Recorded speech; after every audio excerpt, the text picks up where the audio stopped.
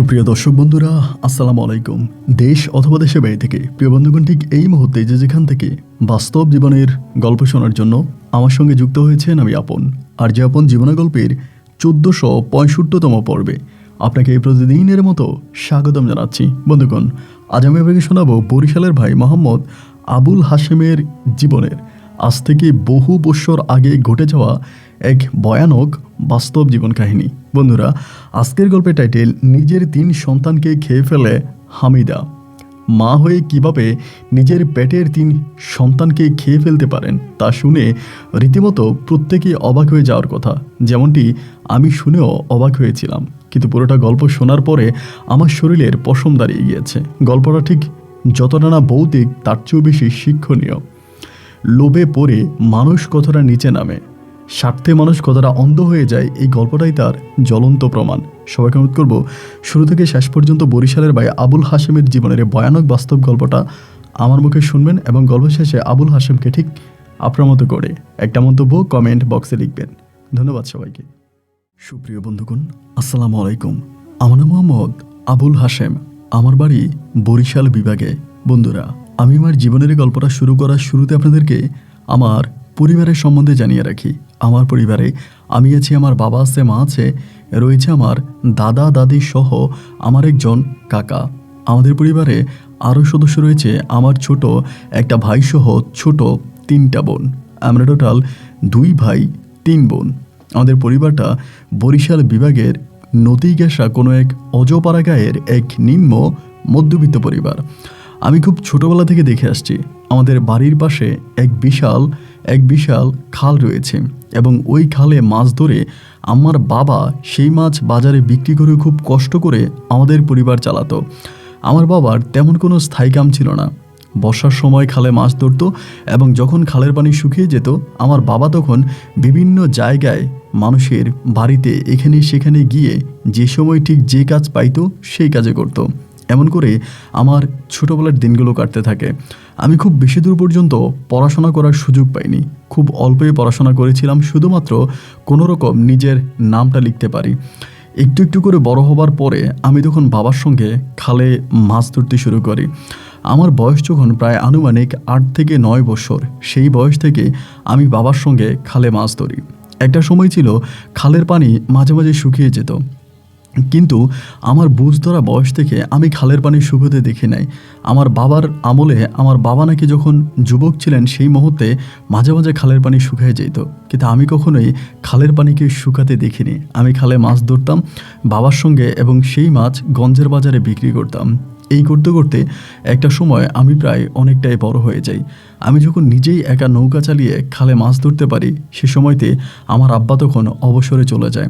আমার আব্বা তখন বাড়িতেই থাকে, আমার ভাই বোনদের সঙ্গে থাকে। আমি তখন একাই খালের পানিতে মাছ ধরতাম। দেখা যায় দিনের বেলায় যে পরিমাণের মাছ পাওয়া যেত, রাতের বেলায় তার থেকে অনেক বেশি মাছ পাওয়া যায়। একটা পর্যায়ে আমি সিদ্ধান্ত নিলাম আমি আর দিনের বেলায় খালে মাছ ধরবো না, কারণ দিনের বেলায় মানুষজন থাকে, গরু গোসল করায়, মানুষ গোসল করে, খালের মাছ ওভাবে উপরে ওঠে না। কিন্তু রাতের বেলায় নিশ্চুপ থাকে, নীরব থাকে, সে সময়তে খালে অনেক বেশি মাছ পাওয়া যায়। আমি সিদ্ধান্ত নিয়েই নিলাম যে না, আমি আর দিনের বেলায় মাছ ধরবো না, এখন থেকে আমি রাতের বেলায় মাছ ধরবো। এই সিদ্ধান্তে উপলব্ধ হয়ে আমি তখন আব্বাকে জানিয়ে দিলাম যে আব্বা, আমি রাতের বেলায় মাছ ধরবো। আব্বা তখন আমাকে একটা ভয় দেখালো, আমাকে বললো আমাদের এই খালটা মরা খাল নয়, আমাদের এই খালটা মানুষের কাছে পরিচিত। আমার আব্বা বললো মরা খালে অনেক ভয়ঙ্কর দেব দানবরা থাকে, জিন পরীরা থাকে। এই মরা খালে রাতের বেলায় মাছ ধরাটা খুব কঠিন হয়ে যায়, এমনও হতে পারে যে তুই মারাও যেতে পারিস। একটা কাজ কর, রাতের বেলায় মরা খালে তোর মাছ ধরার দরকার নাই, তুই দিনের বেলায় ধর। আব্বার নিষেধকে অমান্য করেও আমি রাতের বেলায় মরা খালে জাল ফেললাম। প্রথম রাতে আমি প্রচুর পরিমাণের মাছ পাইলাম, এত মাছ পাইছি যে আমার ভাগ্য পরিপূর্ণভাবে খুলে গেছে, আমি ঠিক এমনটাই মনে করলাম। এরপরে প্রতি ক্ষণে ক্ষণে আমি রাতে রাতে এই খালে মাছ ধরে যাচ্ছি। এই করতে করতে অনেকগুলো দিন কেটে গেল। একদিন হলো কি, আমাদের এলাকা থেকে বেশ দূরের একটা জায়গায় আমি মাছ ধরতে ধরতে চলে গিয়েছিলাম। ওই জায়গাটা একটু ঘন জঙ্গলে ঘেরা। ওই জায়গাতে মাছ ধরতে যাওয়ার পরে হাতের বাম পাশে আমি দেখলাম অনেকগুলো নৌকা সারিবদ্ধভাবে দাঁড়িয়ে আছে।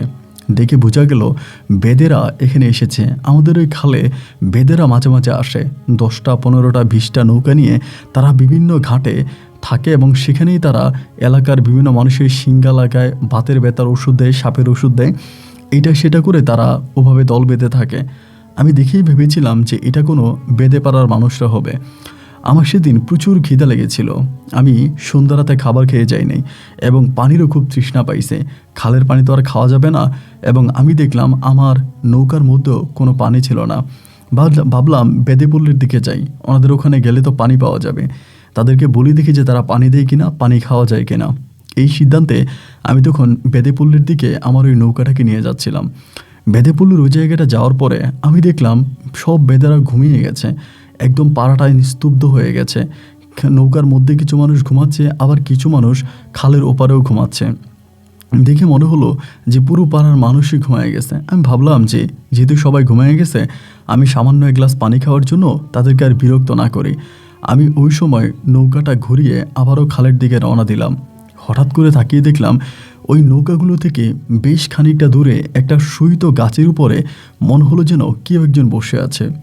আদো আদো চাঁদের আলোতে দেখা গেল যে কেউ একজন বসে আছে। একটা গাছ কাটা নাকি গাছটা শোয়াই তো আমি জানি না, ওই গাছটার উপরে বসে আছে। আমি তখন নৌকাটার আবার ঘুরাইলাম। ওখানে তো একজন মানুষ জেগে আছে, ওনাকে বললে তো তিনি হয়তো তার ঘর থেকে আমাকে এক গ্লাস পানি এনে দেবে। আশেপাশে তো আর কোনো ঘরবাড়ি নেই, তার মানে এই মেয়েটা বেদেপল্লিরই কোনো একটা মেয়ে হবে। আস্তে আস্তে করে নৌকাটাকে ঘুরিয়ে আমি ঘাটের দিকে গেলাম। নৌকাটা ঘাটে দাঁড়ো করালাম। ভয় পাচ্ছি, আমি যে যাচ্ছি মেয়েটা আবার আমাকে দেখে দৌড়ে পালায় কিনা। এমনও তো হতে পারে হয়তো আমাকে দেখে ভয়ে দৌড়ে পালাতেও পারে। আমি তখন আস্তে আস্তে করে নৌকাটা ঘাটে খাড়ো করিয়ে মেয়েটার দিকে যাচ্ছিলাম, কিন্তু দেখলাম যে না, মেয়েটি স্তব্ধভাবে ওইখানটার মধ্যে বসে আছে।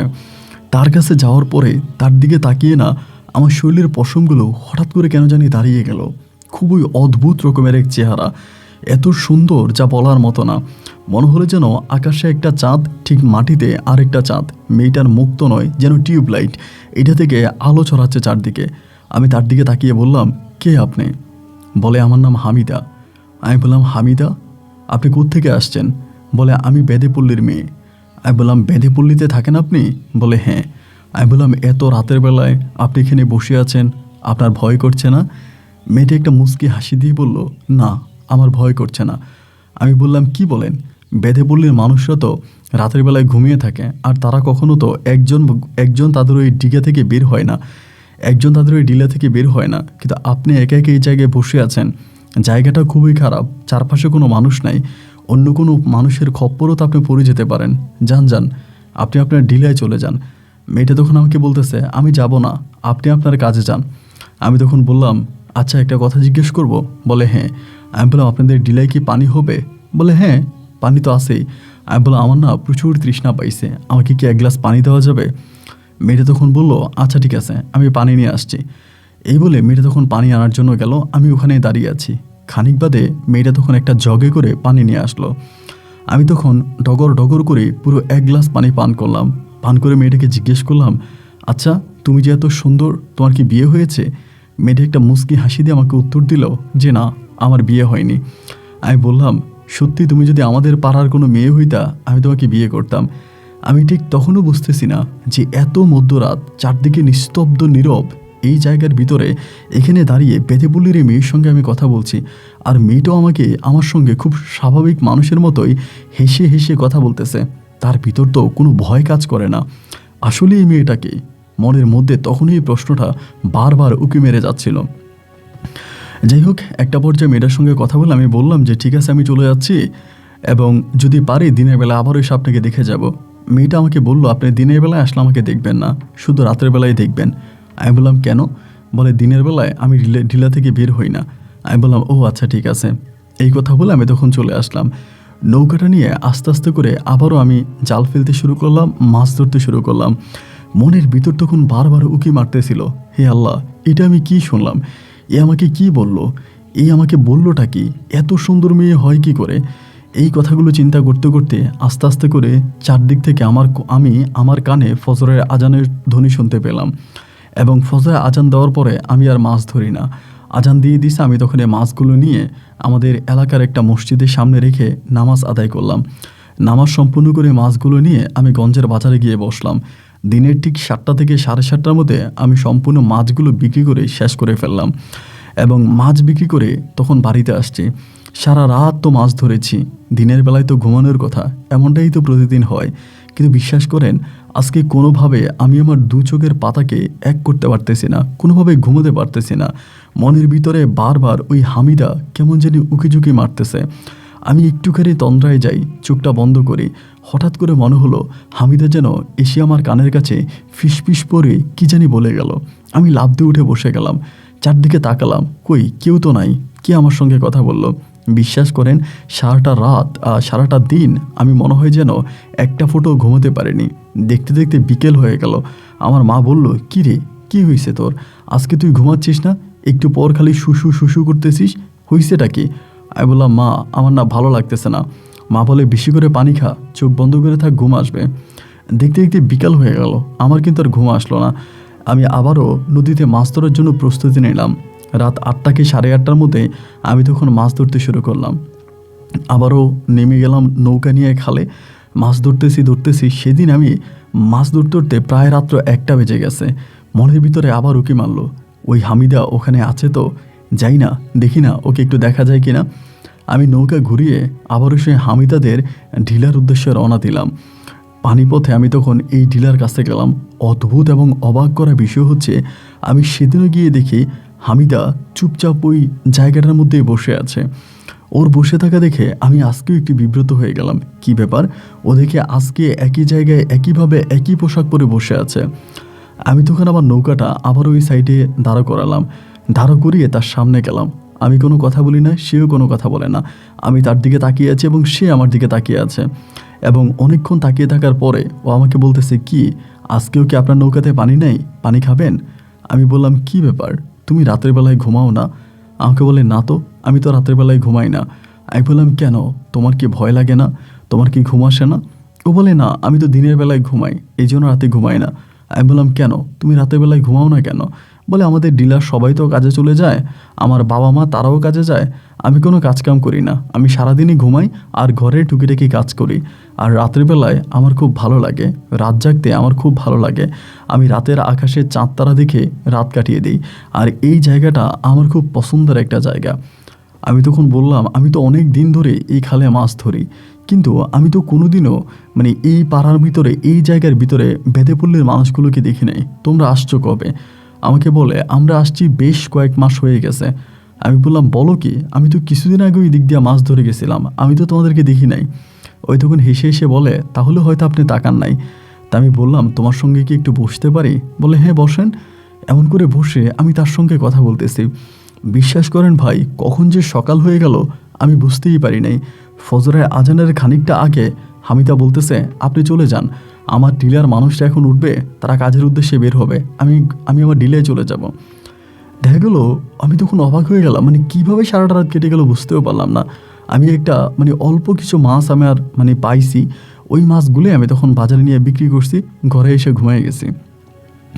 পরের দিন আমি আবারও একইভাবে, পরের রাতে আমি আবারও তার সঙ্গে দেখা করার জন্য তাদের ওই ডিলার পাশে আবারও আসছি এবং সেদিনও এসে আমি তার সঙ্গে এইভাবে গল্পগুজব করতেছি। একটা পর্যায়ে সে নিজেই আমাকে বলে, আচ্ছা, আপনি যে প্রতিদিন আপনার পাড়া থেকে আমাদের পাড়ায় এসে এইভাবে আমার সঙ্গে বসে বসে কথা বলেন, আপনি তো রাতের বেলায় মাছ ধরেন না, আপনার সংসার চলবে কি করে? আমি বললাম, সেটা তো আমি নিজেও বুঝতেছি না, আমি কেন তোমার সঙ্গে আসি এবং কেন তোমার সঙ্গে এখানে বসে ঘন্টার পর ঘন্টা গল্পগুজব করি, এসব কোনো কিছুই তো আমার মাথায় আসে না, আমি নিজেও বুঝতে পারি না। ও তখন আমাকে বলে, আপনি পাগল হয়ে গেছেন, আপনার মাথায় সমস্যা আছে, এগুলো বলে ও তখন আমার সঙ্গে হাসাহাসি করে।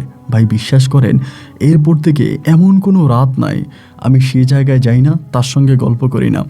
ওই সময়টাতে আমি নতুন একটা কাজ করতে শুরু করি, মানে দিনের আধাবেলা ঘুমাই এবং আধাবেলা মাছ ধরি, আর সারাটা রাত হামিদার সঙ্গে গল্প করে ওই ডিলার পারে কাটিয়ে দিই। এই করতে করতে আমি হামিদের প্রতি এতটাই দুর্বল হয়ে যাই যা ঠিক বলার মতো না, এবং হামিদও আমাকে অসম্ভব ভালোবেসে ফেলে। আমাদের দুজনের মাঝে শুরু হয় এক মিষ্টি প্রেমের খুনসুটি সম্পর্ক। এরকম করতে করতে একটা পর্যায়ে হামিদা আমাকে জানালো তারা এখান থেকে হয়তো চলে যাবে, তাদের যে সর্দার আছে, সর্দার নাকি বলে দিয়েছে এই জায়গায় তারা আর বেশি দিন থাকবে না, এখান থেকে তারা চলে যাবে। কথাটা শুনেই না আমার বুকের ভিতরটায় একটা মোচড় দিয়ে উঠল। আমি কিন্তু হামিদাকে আমার মন প্রাণ উজাড় করে ভালোবাসি, এবং হামিদা ছাড়া আমি একটা সেকেন্ডের জন্য অন্য কোনো কিছু চিন্তা করতে পারি না। হামিদা যদি এই পাড়া থেকে চলে যায়, ডিলা ছেড়ে চলে যায়, তাহলে আমি সত্যিই মরে যাব। আমি সেদিন হামিদারে বললাম, হামিদা, তুমি তো বুঝতেছো যে আমি তোমাকে ভালোবাসি এবং আমি তোমাকে মন থেকে ভালোবাসি। তুমি যদি এখান থেকে চলে যাও তাহলে তো আমি বাঁচব না। ও আমাকে তখন বলতেছে, তা তো আমি বুঝি, কিন্তু আমি কি করতে পারি বলেন? আমি তো বেদেপল্লীর মেয়ে, আর সবচেয়ে বড় কথা হচ্ছে আমাদের বেদেদের সঙ্গে তো আর আপনাদের ওভাবে বিয়ে শাদী হয় না, আর বিয়ে হলেও তো আমি আপনার সঙ্গে থাকতে পারবো না। আমাদের যে সর্দার আছে তিনি আপনার বাড়ি থেকে আমাকে তুলে নিয়ে আসবে। আমি তখন তারে বললাম, হামিদা, তোমার সঙ্গে প্রয়োজনে আমি দূরে কোথাও গিয়ে সংসার করব। এই এলাকাতেও থাকবো না, এই গ্রামেও থাকবো না, কারণ আমি তোমাকে পছন্দ করি, আমি তোমাকে ভালোবাসি। তোমার শূন্যতা আমাকে মৃত্যুর কোলে ঢেলে দিবে। ও তখন আমাকে বলতেছে, আচ্ছা ঠিক আছে, আপনি কি আমাকে নিয়ে পালিয়ে যাবেন? আমাকে পালিয়ে বিয়ে করবেন? আমি বললাম, আলবাদ, তুমি যদি রাজি থাকো তাহলে আমি অবশ্যই তোমাকে নিয়ে পালিয়ে যাব এবং পালিয়ে তোমাকে বিয়ে করব। ও তখন আমাকে বলে, ঠিক আছে, আমি আপনার সঙ্গে পালিয়ে বিয়ে করতে রাজি আছি, তবে আমার একটা শর্ত আছে। আমি বললাম, শর্ত? আবার কিসের শর্ত? ও বলে, শর্ত হচ্ছে আপনি এই যে ঘন জঙ্গলটা দেখতে পাচ্ছেন, মানে আমাদের খালের ওরা যে পাড়ে থাকতো ওই সামনের পাড়ে একটা বিশাল জঙ্গল আছে, মানে জংলা আছে, মানে খালটা এরকম করে রাউন্ড করে ঘুরে আসছে, তো খালের ওই মধ্যখানটার ভিতরে এই মানে জংলাটা। ও আমার বলে, আমি একসঙ্গে মানে এক শর্তে আপনার সঙ্গে পালিয়ে যেতে পারি, যদি আপনি আমাকে আপনাদের সমাজে না উঠিয়ে এই জঙ্গলের মধ্যখানে আমাকে একটা ঘর বানিয়ে দেন এবং সেই ঘরে আমি আপনার সঙ্গে থাকব। যদি আপনি রাজি থাকেন তাহলেই একমাত্র আমি এই কাজটা করব, অন্যথায় আমি আমার দলের সঙ্গে এখান থেকে চলে যাব। ওর কথাটা শুনে এবং ওর প্রস্তাবটা শুনে আমি সত্যি আনন্দিত হলাম। তার প্রথম কারণ হচ্ছে, যদিও আমার সঙ্গে খালের ওই মাঝখান বরাবর জঙ্গলের ভিতরে বাসা বাঁধে তাহলে আমার জন্য খুব ভালো হয়, কারণ ও হচ্ছে বেদেপল্লীর মেয়ে। আমি আমার ছোট ভাইটা এখনও বিয়ে করেনি, ছোট 3টা বোন আছে, এদেরও বিয়ে শাদী হয়নি এবং পরিবারে প্রচণ্ড রকমের অভাব। এই মুহূর্তে আমি যদি বেদেপল্লীর একটা মেয়েকে আমার বাড়িতে উঠাই তাহলে আমার পরিবার এটাকে ভালোভাবে দেখবে না, এবং বেদের যে সর্দার আছে সেই সর্দার মেয়েটাকে ওই পাড়া থেকে উঠে নিয়ে আসবে।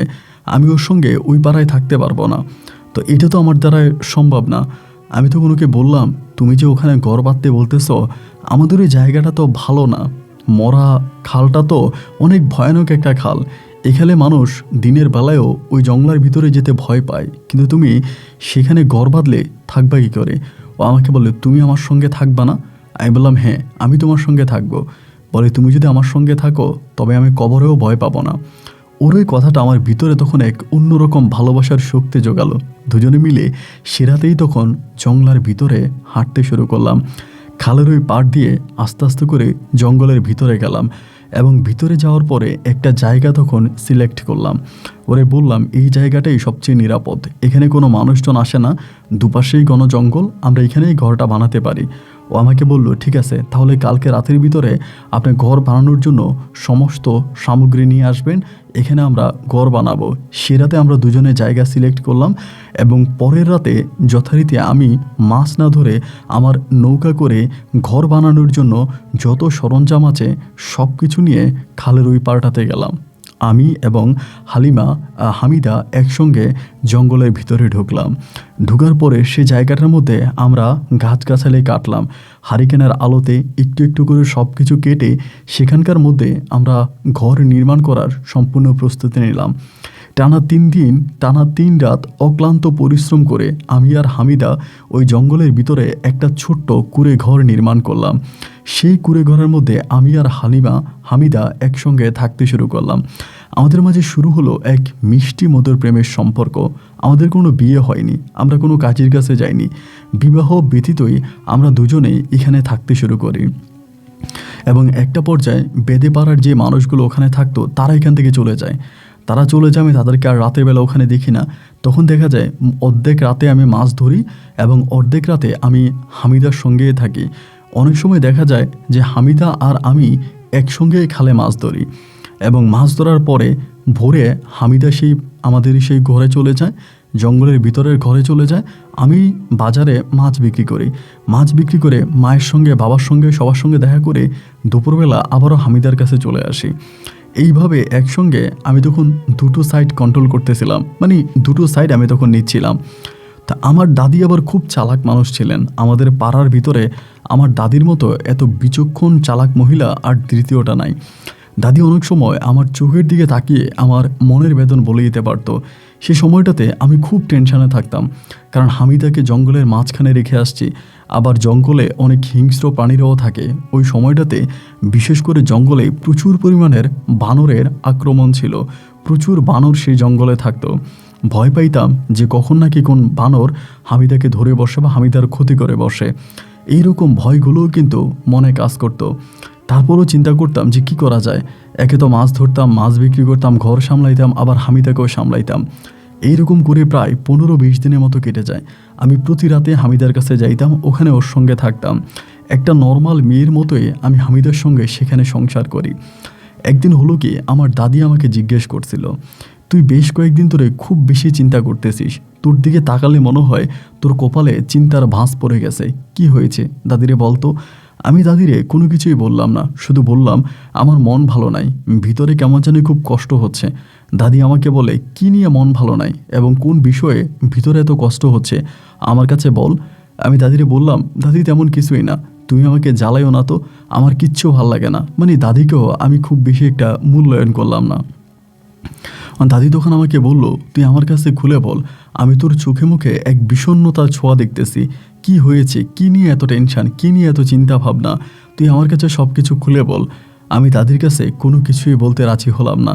এরকম করে আরও কয়টা দিন কেটে গেল। একদিন আমি আর হামিদা একসঙ্গে মাছ ধরলাম নদীতে।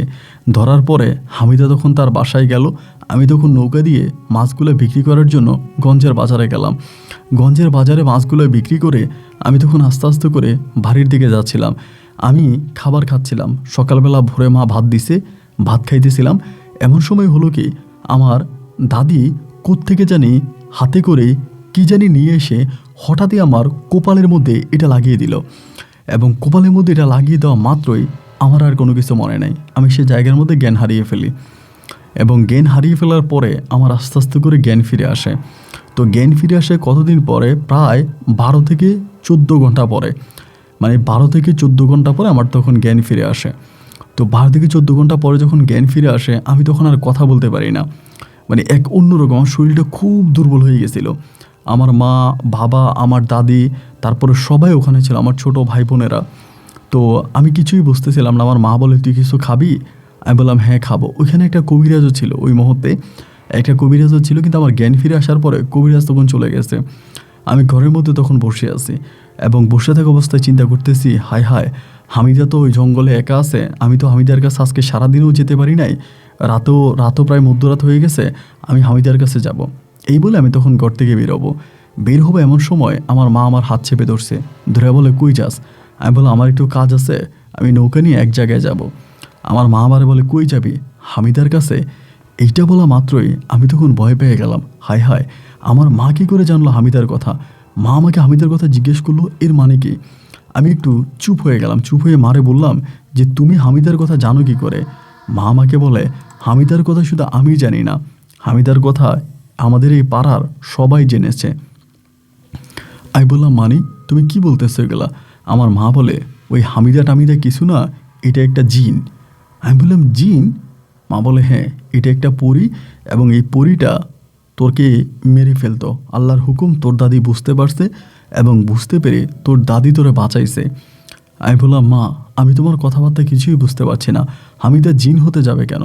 হামিদা পরী হতে যাবে কেন? হামিদা ছিল বেদে পল্লীর একটা মেয়ে। হামিদার সঙ্গে আমার প্রেম হয়, ভালোবাসা হয়, আমরা দুজন দুজনকে ভালোবাসি। এরপরে হামিদা আমাকে ভালোবেসে জঙ্গলে চলে যায়। ও আর আমি একসঙ্গে সেই জঙ্গলে ঘর বাঁধি। আমরা দুজন দুজনকে অসম্ভব ভালোবাসি।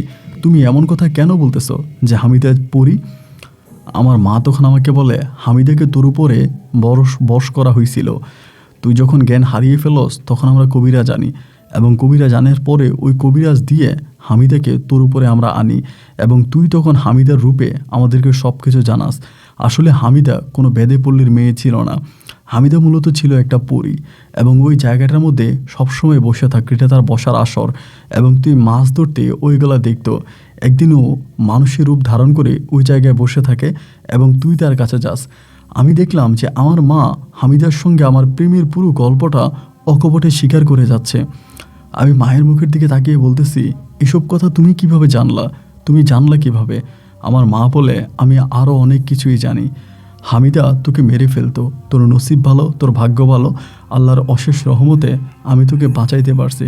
তা না হলে হামিদা তোকে মেরে ওখান থেকে চলে যেত। হামিদা খুব ভয়ানক একটা পরী। আমি কোনোভাবে মায়েরই কথা বিশ্বাস করতে পারতেছিলাম না। আমি বললাম, মা তুমি ভুল বলতেছো, আমি জানি হামিদা এই জায়গায় আছে। দেখতে দেখতে রাতে আমার দাদি আমাকে বোঝাচ্ছে, আমার মা আমাকে বোঝাচ্ছে, তারপর তারা পুরোটা রাত আমাকে বুঝিয়ে শুনিয়ে রাখলো। একটা পর্যায়ে ফজরের আজান দিল, সকাল হলো। আমি তখন দাদিরে বললাম, ও দাদি, তুমি আমার কথা বিশ্বাস না হলে আমার সঙ্গে চলো, হামিদা সেই জায়গায় আছে যেখানে আমি হামিদার সঙ্গে ঘর বানিয়েছিলাম। আমার দাদি বলে, ঠিক আছে, তোর কথা বিশ্বাস করলাম, তো তোর সঙ্গে আমি সেই জঙ্গলের ভিতরে যেতে পারবো না, ওখানে হামিদার কেউ নাই। আমি যতই ঘর থেকে বেরোয়ার চেষ্টা করি, আমার দাদি আর আমাকে ঘর থেকে বেরোতে দেয় না। আমার মা বাবা আমাকে আর ঘর থেকে বেরোতে দেয় না। এক ঘরের ভিতরেই তারা তখন আমাকে বন্দি করে রাখে। আমি বারবার বলি, আমি জঙ্গলে যাব, আমি খালে যাব, আমি মাছ ধরবো, কিন্তু তারা আমাকে বাড়িতে যেতে দেয় না, মানে বাড়ি থেকে বেরোতে দেয় না।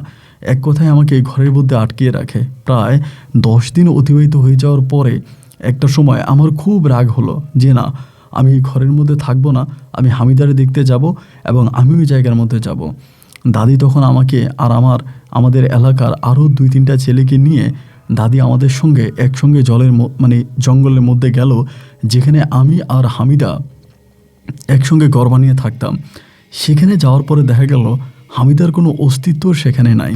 ওর যে জামা কাপড় ছিল সেগুলোও নাই, এবং ওর কোনো কিছুই এই ঘরটার মধ্যে নাই। ঘরটা তখন প্রায় অনেকটা ভেঙে পড়ে গেছে। শুধুমাত্র হামিদার রান্না করার হাঁড়ি পাতিলগুলো ব্যতীত এই জায়গায় আর কোনো কিছুই দেখতে পাচ্ছিলাম না। আমি দাদিকে চিৎকার করে বললাম, দাদি তুমি বিশ্বাস করো, হামিদ এখানে বসে থাকতো, আমি আর হামিদা একসঙ্গে এইখানে বসে আমরা চাঁদ তারা দেখতাম। হামিদা কত আমার কোলে ঘুমিয়েছে, আমি ওকে কত আদর করেছি। ও দাদি বিশ্বাস করো, তোমরা ভুল বলতেছো। হামিদা সম্ভবত আমাকে না পেয়ে ও জঙ্গল থেকে বেরিয়ে চলে গেছে। হামিদা আমাকে অনেক ভালোবাসে, আমিও হামিদাকে অনেক ভালোবাসি। তোমরা এইসব বানচালিত মিথ্যা কথা বলতেছো। আমার দাদি আমাকে বলে, আমি একটাবারের জন্য মিথ্যা কথা বলতেছি না। এই কথা এই পাড়ার সব মানুষরাই জানে। হামিদা মূলত একটা জিন বা একটা পরী ছিল। ও তোর ক্ষতি করত। তোর ভাগ্য ভালো, তোর নসিব ভালো যে আমরা তোর ক্ষতি হওয়ার আগেই হামিদার সম্বন্ধে জানতে পেরেছি, তোকে আমরা ওর থেকে রক্ষা করেছি। আমি তখন পাগল হয়ে গেছিলাম, কিন্তু আমার দাদি আমাকে বুঝিয়ে শুনিয়ে আবারও বাড়িতে নিয়ে আসে।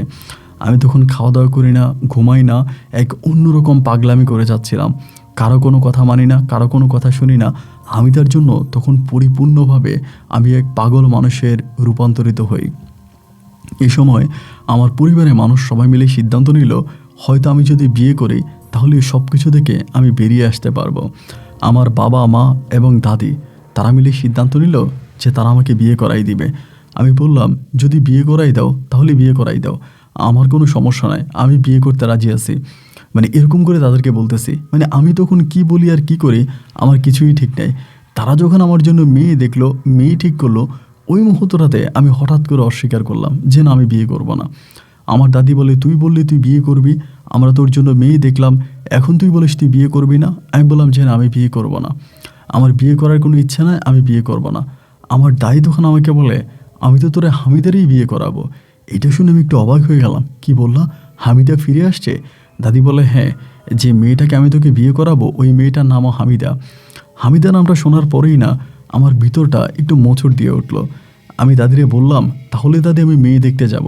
যদি সত্যি এটা হামিদা হয়ে থাকে তাহলে আমি হামিদাকে বিয়ে করে আমি ঘরে বউ বানিয়ে নিয়ে আসবো। এই কথা বলার পরে দাদি, আমি, দাদা সহ আমার ছোটো ভাই আর আমাদের গ্রামের আরও 2জন মুরব্বি মিলে আমরা তখন মেয়ে দেখার জন্য রওনা দিই। আমাদের গ্রাম থেকে প্রায় 3টা গ্রাম পার হওয়ার পরে তখনই মেয়েদের বাড়ি। 3টা গ্রাম অতিক্রম করে আমি সেই মেয়ের বাড়িতে তখন যাই।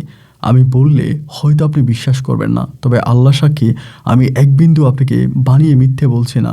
আমার দাদি আমার সামনে যে হামিদাকে বসিয়েছিল সেই হামিদার চেহারা প্রায় অনেকটাই আমার সেই হারিয়ে যাওয়া হামিদার মতো। আমি এই কথাটা কোনোভাবেই কাউকে বুঝাইতে পারতেছিলাম না যে এইটা কিভাবে সম্ভব। আমি মনে মনে একবার ভেবেছিলাম এ কি আমার সেই হামিদা, যে হামিদা আমি ধোঁকা দিয়ে চলে এসেছে। সবাই বলে হামিদা একটা পরী, হামিদা একটা জিন, কিন্তু আমি কোনোভাবেই বিশ্বাস করি না যে হামিদা কোনো জিন বা পরী ছিল। আমার ভিতর থেকে আমার মন আজও বলে হামিদা একজন সাধারণ মেয়ে ছিল, যে আমাকে ভালোবেসে বনের ভিতরে একটা ছোট্ট সুখের ঘর পেতেছিল। আমার ব্যর্থতার কারণে আমি হামিদাকে হারিয়েছি। আমি আদৌ বিশ্বাস করি না আমার হামিদা কোনো পরী ছিল। মেয়েটাকে এক দেখায় দেখে আমার ভালো লেগে যায়। আমি তখন দাদিরে বললাম, দাদি আমি এই মেয়েকে বিয়ে করার জন্য রাজি আছি। দাদি আমাকে বলল, ঠিক আছে, যদি তুই রাজি থাকিস তাহলে আর কোনো সমস্যা নাই, আমরা এই মেয়েরই তোকে বিয়ে করাবো। এই কথা বলার পরে আমার দাদি, আমার মা সবাই মিলে তখন হামিদের সঙ্গে আমার বিবাহ ঠিক করলো। গ্রামীণ আয়োজনের মাঝে তখন হামিদের সঙ্গে আমার বিবাহ সম্পূর্ণ হয় এবং আমি হামিদাকে আমার বাড়িতে নিয়ে আসি। সে রাতে আমাদের বাসরও হয়। তখন আমার হাতে তাবিজ, আমার গলায় তাবিজ, শরীরের বিভিন্ন জায়গায় আমি তখন তাবিজ পরে থাকি।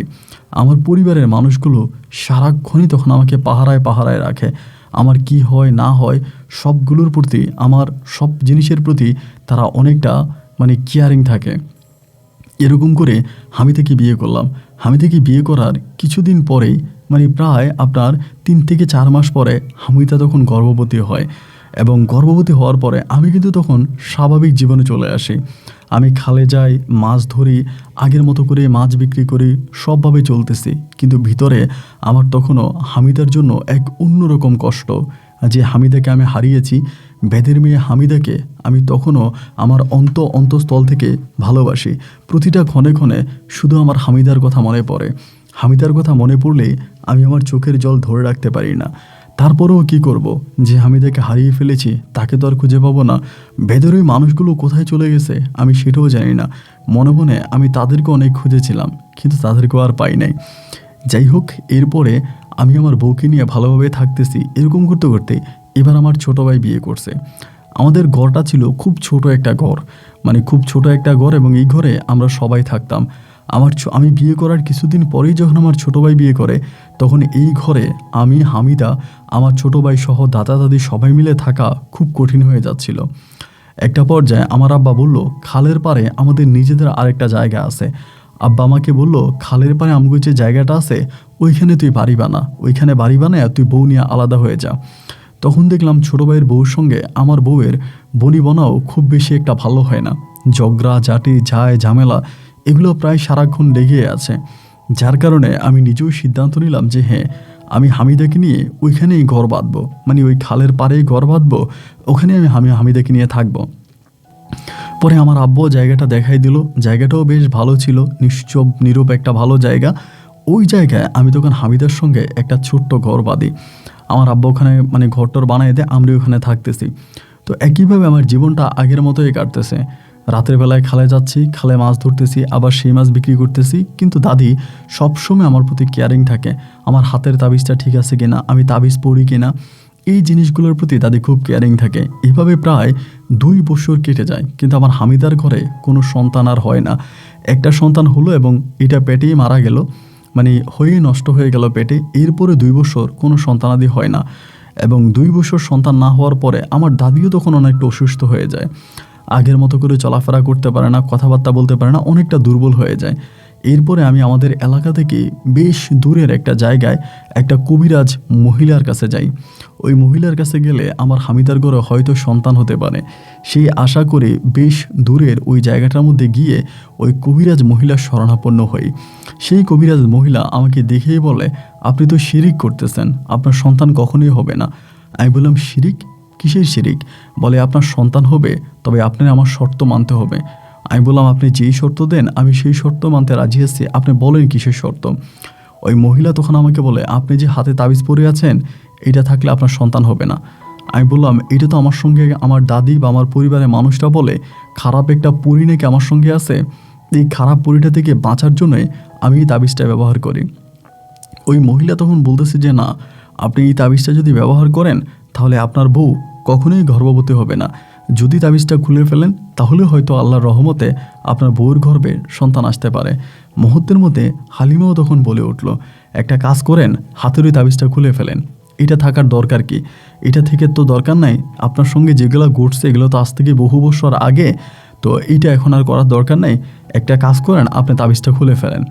সেদিন ওই মহিলা, কবিরাজ মহিলার সামনে আমি তখন আমার এই হাতের তাবিজটা খুলে ফেলি, এবং তাবিজটা খুলে ফেলার পরে ওই মহিলা তখন হামিদাকে অনেক কিছু খাওয়ায়, এইটা ওইটা অনেক কিছু খাওয়ায়, এবং বলে আপনাদের সন্তান হবে, তবে আমার একটা শর্ত আছে, সন্তান হলে পরে এই সন্তানটা হামিদার কোল ছাড়া অন্য কারো কোলে দিবেন না, কারো কাছে নিয়ে যাবেন না, আপনারা আপনাদের ঘরেই সন্তানটাকে রাখবেন এবং প্রয়োজন ব্যতীত এই সন্তানের চেহারা কাউকে দেখাবেন না। তো মহিলা এই আধ্যাত্মিক টাইপের কথাগুলো কেন বললো এইটা আমি ঠিক বুঝতে পারলাম না। শুধু মহিলাকে বললাম যে ঠিক আছে, আপনি যেটা বলেছেন সেটা আমরা করব। আমরা এই বাচ্চার চেহারা কাউকে দেখাবো না, বাচ্চাকে আমরা লুকিয়ে রাখবো, এবং মহিলার সম্পূর্ণ শর্তগুলো আমরা তখন মানলাম। এবং মানার পরে আমি তখন হামিদাকে নিয়ে বাড়িতে আসি। বাড়িতে আসার কিছুদিন পরেই, মানে প্রায় মাস দুয়েক পরে, হামিদার মুখে আমি আবারও সুখবর শুনতে পাই। আলহামদুলিল্লাহ, হামিদা অনুভব করতেছে যে তার পেটে বাচ্চা আসবে। কি তখন আমার দাদি মারা গেছে, এই ঘটনা কিছুদিন পরে দাদি মারা যায়। তো পরিবারের সঙ্গে তখন আমার এমনিই ভালো সম্পর্ক না, আমি কারোর সঙ্গে কথা বলি না। ভাই, এরপরে বোন যে ছিল, 3টার মধ্যে 2টার বিয়ে হয়ে গেছে, আর আরেকটার এখনও বিয়ে হয়নি, ওইটাই আছে, আর আমার ছোটো ভাইয়ের সঙ্গে আছে। তো আমার ছোটো ভাই আমার আব্বা আম্মারে খাওয়ায় চালায়, আমার আব্বা আম্মারে দেখতেও হয় না, বা আমি ওইদিকে যাইও না, আমি আমার সাইড নিয়ে আসি, আর আমার ভাই, আমার বাবা মা, আমার বোনেরা তারা আলাদা সাইড নিয়ে আসে। তো এরকম করতে করতে একটা সময় আমি সুখবর পাইলাম যে হালিমার পেটে বাচ্চা আসছে, এবং এই সুখবর পাওয়ার পরে তো আমি মহা খুশি। আলহামদুলিল্লাহ, হালিমার পেটে বাচ্চা আসছে, মানে আমার তো আর আল্লাহর কাছে কোনো কিছু চাওয়ার নাই। এবং এরকম করতে করতে তখন আমার মা মাঝে মাঝে আসতাম, আমি আমার মাকে বলতাম, হামিদা যে গর্ভবতী হয়েছে এটা তুমি এলাকার কাউরে জানাইও না, কাউরে বইলো না, এলাকার কোনো লোক যদি শোনে তাহলে মা সমস্যা হবে, তুমি কাউরে জানাইও না। আমার মা আমারে বলে, কেন? এলাকার লোকেরা জানলে কি সমস্যা হবে? আমি বললাম, না, আমি যেটা বলছি তুমি সেটাই করো, এলাকার কোনো লোকের কাছে হামিদের পেটের ওই বাচ্চার বিষয়ে কথা বললো না। তখন আমার মাও বললো যে আচ্ছা ঠিক আছে, আমি বলবো না। আমার আম্মাও তখন বিষয়টাতে চুপ হয়ে গেল। এরপরে দেখা গেল আস্তে আস্তে করে হামিদার পেট বড় হইতেছে, এবং আল্লাহর অশেষ রহমতে হামিদার ঘরে একসঙ্গে আমার 2টা কন্যা সন্তান হলো, এবং একসঙ্গে 2টা কন্যা সন্তান হলো। এবং এই 2টা যমজ কন্যা সন্তান দেখতে এতটাই সুন্দর ছিল যা ঠিক বলার মতো না। এবং সন্তানটা হওয়ার কিছুদিন আগ থেকে আমি কিন্তু হামিদার মাঝে একটু ভিন্ন রকম কোনো কিছু পরিবর্তন দেখতে পাই। এবং কি দেখতে পাই আপনাকে সেটাও বলি। রাতের বেলায় হামিদা কেমন জানি একা একা করে কথা বলে, একা একা কথা বলে, এবং অনেক সময় ঘুম থেকে উঠে আমার পাশে বসে থাকে এবং জিগির করতে থাকে, যেগুলো একটু আমার কাছে অন্যরকমই মনে হয়েছিল। তা আমি আর ওই বিষয়গুলো নিয়ে কোনো চিন্তা ভাবনা করি নাই, বা ওরে আমি কোনো কিছু বলিও নাই, ভেবেছিলাম হয়তো এগুলো এমনিই হচ্ছে।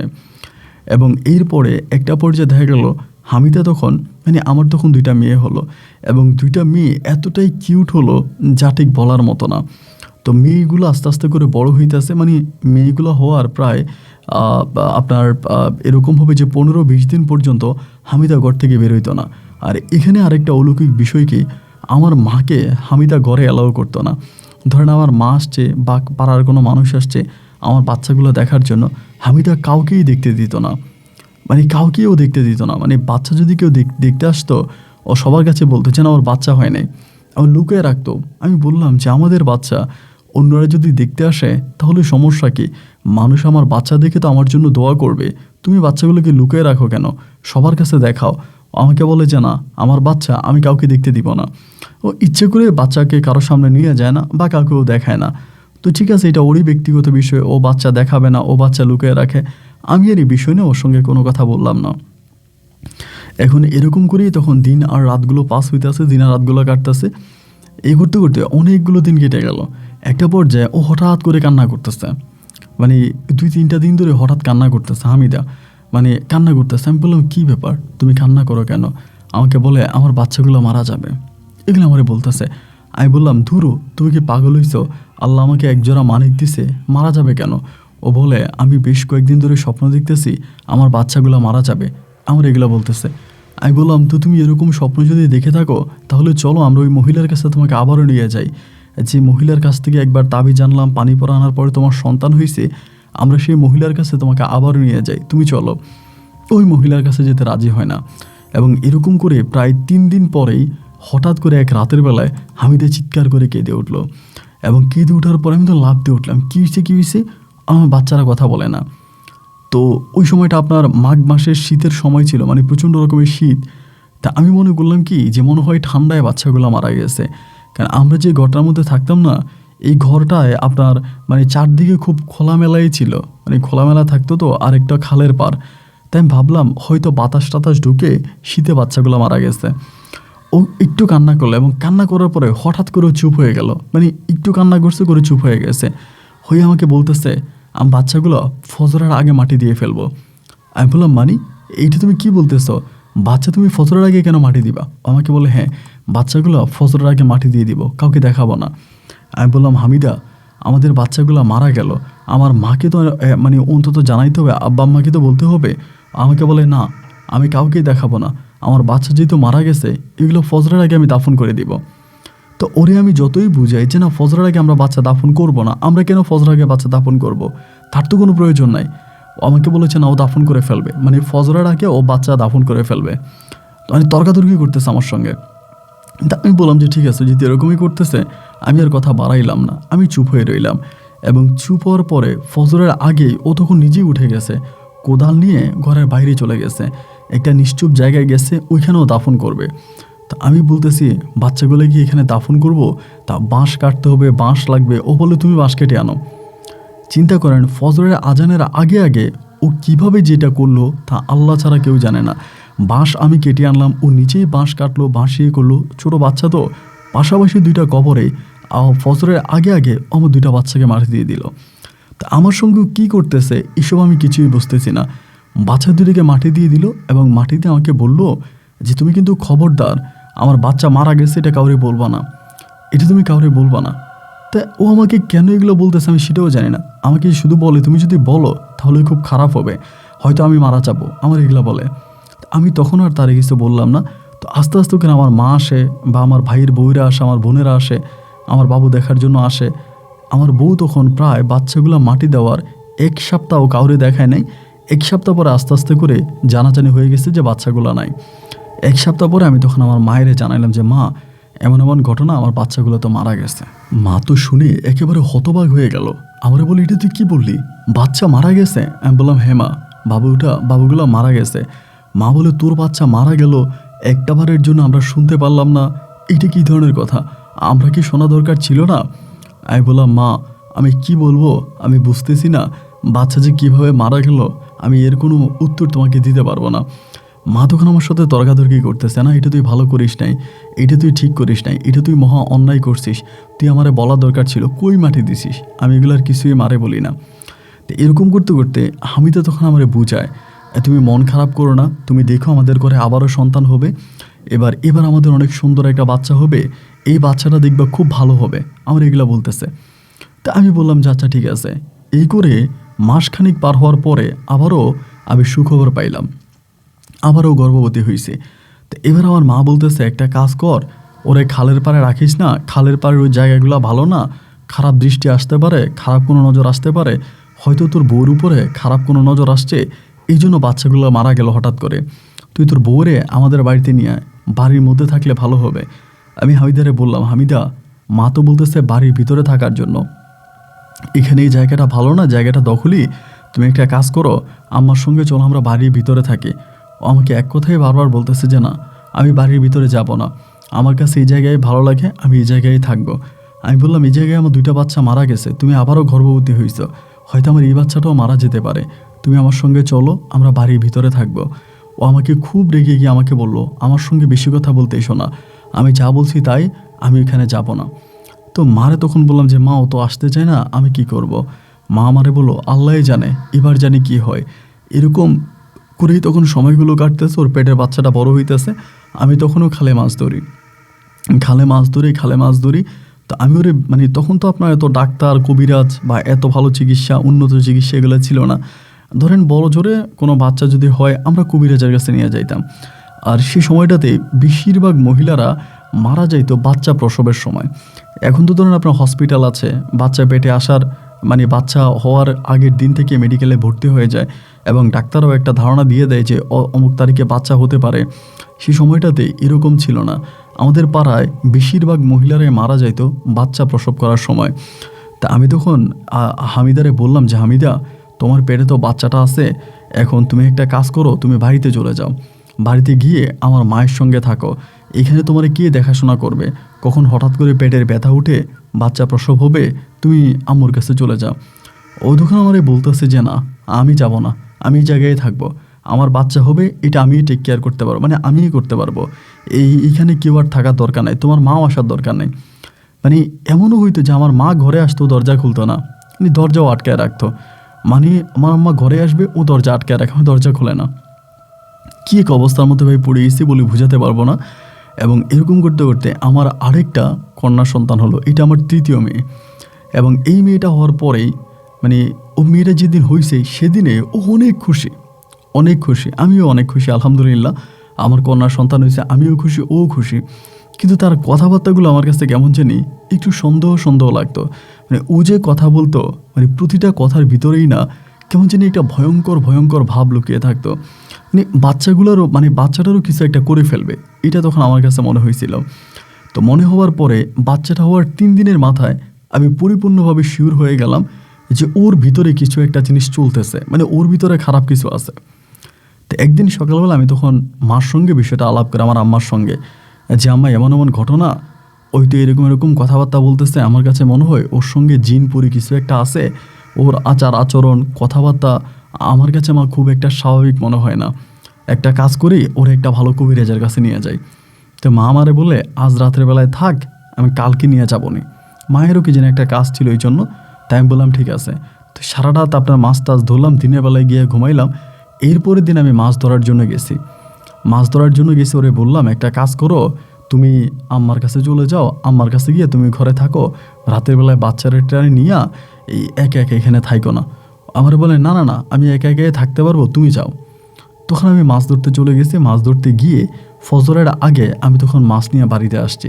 তো ভাবলাম যেহেতু বাচ্চা একটা বাড়িতে আছে, বউ আছে, তা আমি মাছগুলো এখানে রাইখে দিই, ফজরের আজানের পরে বাড়িতে ঢুকবো। তো বাড়ির উঠানের মানে একটা কোণার ভিতরে তখন আমি বসে আছি, মানে আমার বাচ্চা মানে মাছগুলো নিয়ে বসে আছি। মানে ঘরের ভিতরে তখন মোটমোট মোটমোট মোটমোট করে শব্দ হইতেছে। তো যখন মটমট করে শব্দ হইতেছে আমি একটু অবাক হয়ে গেলাম, কী ব্যাপার, ঘরের ভিতরে এরকম মটমট করে শব্দ হয় কিসের? মানে হাড় চাবাইলে যেরকম একটা শব্দ হয় না, এরকম একটা শব্দ হইতেছে ঘরের ভিতর থেকে, মানে হাড় চাবানো একটা শব্দ। তো চিন্তা করলাম কী ব্যাপার, মানে হাড় চাবানো এরকম শব্দ হইতেছে কেন? মানে একটু তখন বিব্রত হয়ে গেলাম।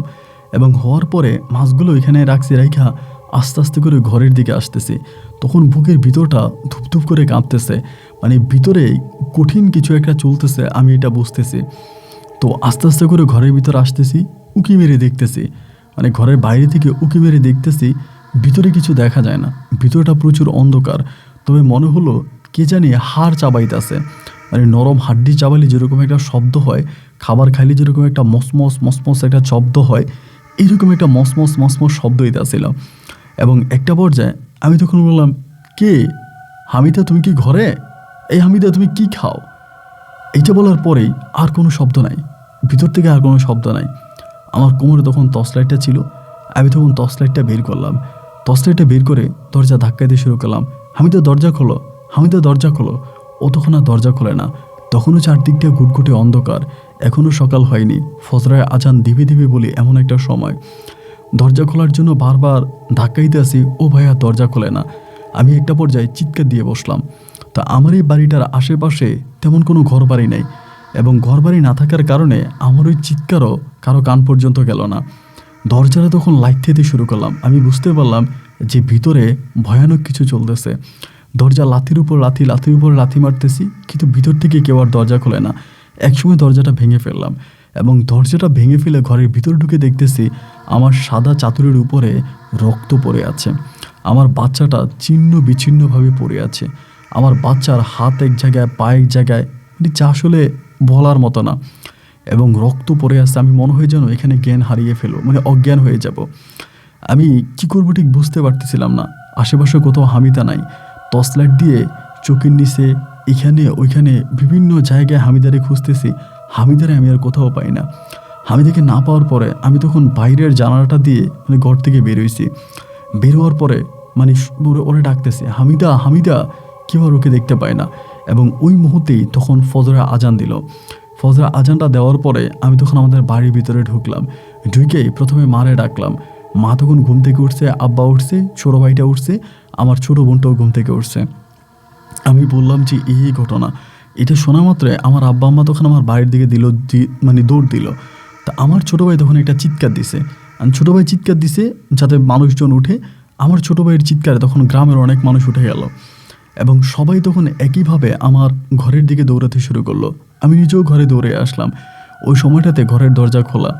ঘরের ভিতরে ঢুকলাম। ঢুকার পরে সবাই হামিদারে খুঁজতেছি, হামিদা নাই নাই নাই নাই। একটু একটু করে তখন আলো ফুটতে শুরু হলো।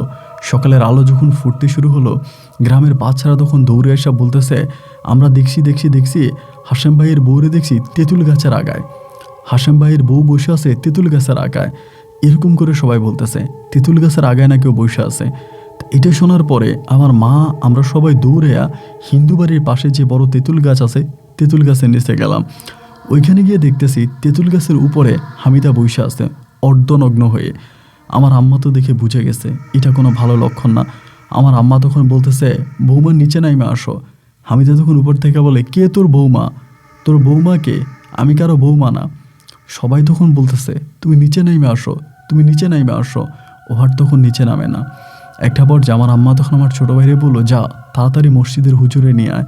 ছোটো ভাই দৌড়ে মসজিদের হুজুরকে নিয়ে আসছে। মসজিদের হুজুর তেঁতুল গাছের গোড়ায় আসা মাত্রই হামিদা ওই তেঁতুল গাছের উপর থেকে খিলখিলিয়ে হেসে বলতেছে, কারে নিয়ে আসলি? ওই হুজুরে নিয়ে আসলি?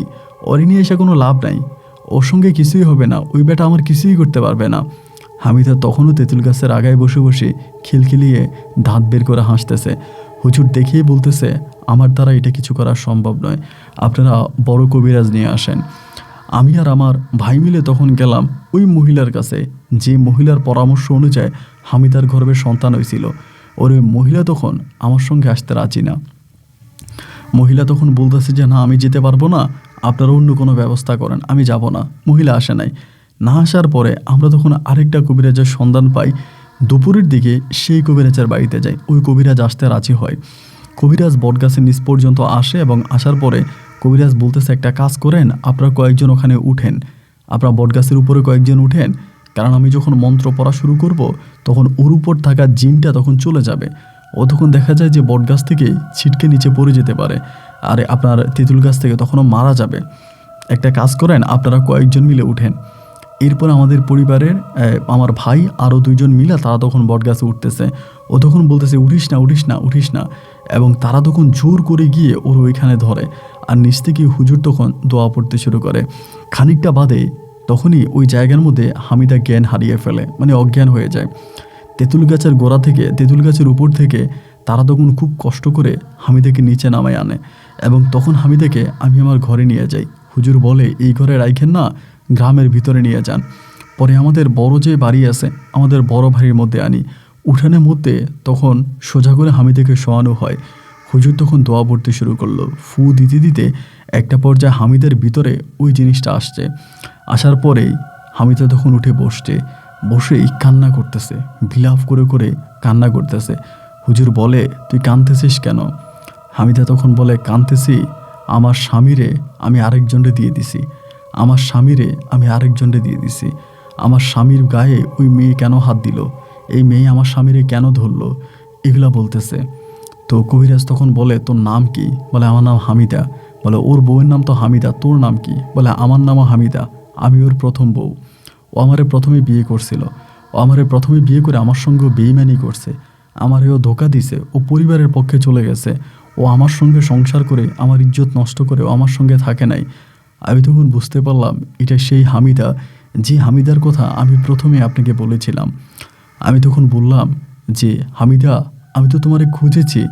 ও বলে, আমিও দেখেছি তুমি যে আমারে খুঁজেছ, তোমার শরীরে তাবিজ ছিল, আমি তাবিজের কারণে তোমার কাছে আসতে পারি নাই। আমি ময়নাকে দিয়ে তোমার শরীরে তাবিজ ছুটাইছি, তুমি আবার ময়নার কাছে গেছো, ময়না আর আসবে? ময়না তো আমার অনুরোধেই তোমার শরীর থেকে তাবিজ খুলে বের করছে। ময়না হচ্ছে ওই মহিলা যে মহিলার কাছে যাওয়ার পরে মহিলা বলছিল আপনি হাতে তাবিজ খুলে ফেলেন তাহলেই আপনার আপনার সন্তান হবে। তারপরে কবিরাজ বলতেছে ওর বাচ্চাগুলো কি করলি? বলে ওর বাচ্চাগুলো তিনোটা আমি খাইছি। তারপরে বলে বাচ্চাদের অপরাধ কি? বলে তা জানি না, বাচ্চা আমার ভালো লাগে, বাচ্চার শরীরে আমার ভালো লাগে, আমি খাইছি। তো এই কথা বলার পরে তখন বললো যে তুই এখান থেকে চলে যাবি, আর কখনো এই জায়গায় আসবি না।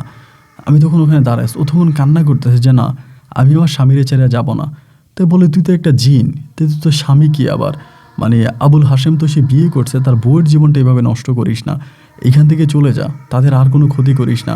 তারপরেও বলতেছে যে না আমি ওর সঙ্গে সংসার করেছি, বহুদিন ধরে জঙ্গলের ভিতরে ওর সঙ্গে আমি সংসার করেছি, ও আমার স্বামী, আমি ওরে ছেড়ে যাব না। হুজুর তখন বলতেছে তুই ভালোই চলে যা, যদি না যাস তাহলে আমি তোকে এখানে মেরে ফেলবো, তুই ভালোই যদি পারিস এখান থেকে চলে যা। ওই তখন বলে যাবে না। হুজুর তখন ওকে মেরে ফেলার সিদ্ধান্ত নিল। আমি তখন হুজুরে বললাম হুজুর আপনি ওরে মাইরেন না, ওরে মেরে ফেললে আমি সহ্য করতে পারবো না, ওরে আপনি বিদায় করে দেন। হুজুর তখন বলে ওরে বিদায় করলে তো ও আবারও আসবে, আমার মা বলে আমার বোনেরা বলে মেরে ফেলেন। আমি বললাম যে না মাইরেন না। হুজুর তখন মন্ত্রতন্ত্র দিয়ে কোনো রকম ওরে বিদায় করছে। ওরে বিদায় করার পরে একটা সময় আমার বউয়ের তখন জ্ঞান আসছে, আমার বউ হামিদা তখন সম্পূর্ণ সুস্থ হয়েছে। অবাক করা বিষয় হচ্ছে যা শুনলে আপনি রীতিমতো অবাক হয়ে যাবেন এবং আপনার শরীরের পশম দাঁড়িয়ে যাবে। আমার বউ হামিদা জানেই না যে তার তিনটা সন্তান হয়েছে। ওর যে 3টা সন্তান হয়েছে এগুলো সে কিছুই জানে না। বিগত অনেক বছর ধরে সে আমার সঙ্গে সংসার করেছে, তার কোনো স্মৃতি কোনো মেমোরি তার কিছুই তার মনে নাই। শুধু বিয়েটা হয়েছে তার এটাই মনে আছে, এরপরে আর কোনো কিছুই তার ওভাবে মনে নেই। যেদিন থেকে ওর সন্তান হয় না আমি ওকে ওই ময়না কবিরাজের বাড়িতে নিয়ে গেছিলাম, এইটুকুই ওর মনে আছে। এরপর থেকে ওর আর কোনো কিছুই মনে নেই। ওর যে 2টা সন্তান হয়েছে, 2টা সন্তান মারা গেছে, 3 নম্বর সন্তানটাও নিজে নষ্ট করছে, এই সমস্ত কিছুই ওর মনে নাই। একদিন আমার মা আমারে বলতেছে তোর যে 2টা সন্তান কবর দিলি, কবরটা খুঁড়তো। একদিন মায়ের অনুরোধে আমি আমার 2 বাচ্চাকে যেখানে কবর দিয়েছিলাম সেই কবরটা খুঁড়ি, কিন্তু অবাক করা বিষয় হচ্ছে ওই কবরে আমার 2 বাচ্চার সাদা যে 2টা দাফনের কাফন থাকবে সেটাও নাই। তখন হামিদা তার সাদা কাপড়কে কেটে বাচ্চা দুটোকে দাফন করছিল। এর যে কাটা কাপড়টাও তো থাকবে, কিন্তু ভিতরে কাটা কাপড়টাও নাই। আমার মা তখন নিশ্চিত হয়ে গেল যে হামিদাকে এই নিয়ে গেছে, বাচ্চা 2টাকে হামিদা খেয়ে ফেলছে। আম্মা তখন বড় বড় হুজুরদের কাছে গেল, সবার কাছে ফানা চাইলো, বললো আমার এই ঘটনা। এবং একটা পর্যায়ে আস্তে আস্তে করে আমরা হামিদাকে তাবিজ তুমান পড়াতে শুরু করলাম। এক পর্যায়ে হামিদার উপর থেকে এই খারাপ জিনটা আসা বন্ধ করে দিল। আমিও টানা প্রায় 6 থেকে 7 বছর মতো তাবিজ ব্যবহার করি, আমার বউও তাবিজ ব্যবহার করে। এরপরেও ইতিমধ্যে ওই শয়তান আমার মাঝে বিভিন্নভাবে আসার চেষ্টা করেছিল, আমার ক্ষতি করার চেষ্টা করেছে, কিন্তু করতে পারেনি। ওই হুজুরের পরামর্শ অনুযায়ী চলেছি, আমরা এখন বেশ ভালো আছি। দুঃখের বিষয় হচ্ছে আমার ঘরে আর কোনো সন্তানাদি হয়নি, হামিদার ঘরে আর কোনো সন্তানাদি হয়নি, এবং আমরা দুজনেই এখন বয়সের শেষ সীমে এসে দাঁড়িয়েছি, যে কোনো সময় হয়তো মারা যেতে পারি। এখন ওই বৃদ্ধ বয়সে আমি আর আমার বউ হামিদা একসঙ্গে খালে গিয়ে মাছ ধরি এবং সেই মাছ বিক্রি করে খালের পাশে থাকা ছোট্ট করে আমরা এখনও বেঁচে আছি। আমাদের কোনো সন্তানাদি হয়নি। আমার বউ ইউটিউবে ওয়াজ শোনে, সেখান থেকে আপনার গল্পগুলোকে আমরা পেয়েছি। আমি আর আমার বউ মিলে আপনার গল্পগুলো শুনি এবং সেখান থেকে আমি উদ্বুদ্ধ হয়ে আমার কথাগুলো আপনাকে আমাদের গ্রামের স্কুল মাস্টার আব্দুল জলিলের মাধ্যমে কথাগুলো লিখে পাঠালাম। যদি পারেন আপনি আমাদের গল্পটা রেকর্ড করবেন, আমাদের ফোন নাম্বার আপনাকে দিলাম। আপন ভাই, আজ পর্যন্ত আমার গ্রামের কেউই বিশ্বাস করে না আমি যে ওই পরি হামিদার সঙ্গে জঙ্গলের ভিতরে বহুদিন ধরে সংসার করেছি, এটা কারোই বিশ্বাস হয় না। তবে আমি আপনাকে এই পর্যন্ত যা বলেছি এক বিন্দুও মিথ্যে বলিনি। আমাদের গ্রামের কয়েকজন লোকের নাম্বারও দিলাম, প্রয়োজনে আপনি তার সত্যতা যাচাই করতে পারেন। আপনি ভালো থাকবেন। আসসালামু আলাইকুম। প্রিয় বন্ধুগণ, সবাইকে অনেক বেশি ধন্যবাদ এ পর্যন্ত আমার সাথে থেকে বরিশালের ভাই আব্দুল হাশেমের জীবনের এই ভয়ানক বাস্তব গল্পটা শোনার জন্য। অনেক দিন ধরে এই ধরনের গল্প রেকর্ড করি না, আজকে প্রায় বহুদিন পরে এমন একটা গল্প রেকর্ড করলাম। বেশি গল্পের শেষটা আমার কাছে সত্যি অনেক বেশি ভয় লেগেছে এবং অনেকটা ভৌতিকও ছিল বটে। সেই গল্প আপনার কাছে কেমন লেগেছে, এই গল্প নিয়ে যদি ব্যক্তিগত কোনো মতামত থাকে কমেন্ট বক্সে লিখবেন, আমি আপন চেষ্টা করব উত্তর দেওয়ার জন্য। আজ এখানেই বিদায় বন্ধুরা, দেখা হবে নতুন দিন নতুন কোনো গল্পে। আল্লাহ হাফেজ এন্ড আসসালামু আলাইকুম।